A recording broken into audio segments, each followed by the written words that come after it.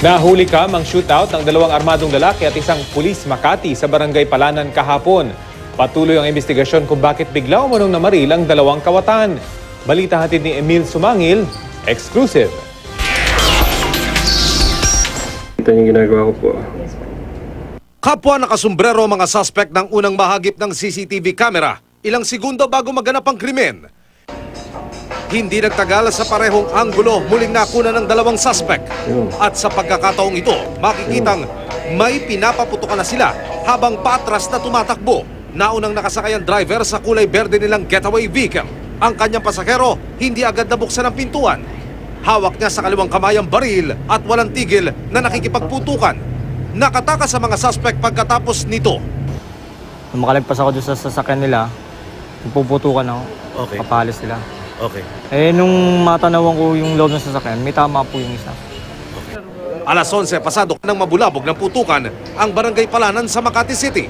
Then yung police, medyo nakita kong nag-retaliate. Okay. And then yung mga hold-upper, yung mga salary, patakbong palayo. Ang kabarilan ng dalawang lalaki, isang pulis Makati na nooy papasok na para mag-duty. Dalawa yung nagpapaputok sa kanya isa lang siya lumalaban Nakiusap ang pulis na huwag nang mabanggit ang kanyang pangalan at huwag na siyang makunan para sa kanya raw seguridad. Ayon sa pulis, nakasalubong niya ang mga suspect at nagtanong ang isa sa kanila ng direksyon. Pagkatapos nito, nakita kong bumunot na isa, alam ko, hindi na maganda gagawin nila Opo.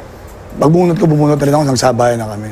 Hindi malinaw sa pulis kung siya ang punteriya ng mga suspect. Posible rin daw ayon sa investigasyon, tangka ng mga suspect na hold upin ang parlor at manpower agency office kung saan naglalakad ang pulis noong mga sandaling nasa lubong niya ang mga suspect. Pinuputukan nila ako, umukover ako. Tapos lumakbo na silang dalawa. Kung sa sasakyan nila, pumuputok pa rin. Wala man akong backup, nagpapasigaw ang backup. Nakita ko nakasakyan sa sasakyan, pinutukan yung sasakyan. Inaalam ngayon ng Makati Police, sino-sino ang nasa likod ng krimen. Pasalamat pa rin tayo sa Diyos. Diba, na kahit paano, naligtas yung buhay ko. Kahit paano, ginampanan ko pa rin yung pagiging pulis namin. Emil Sumangil, GMA News.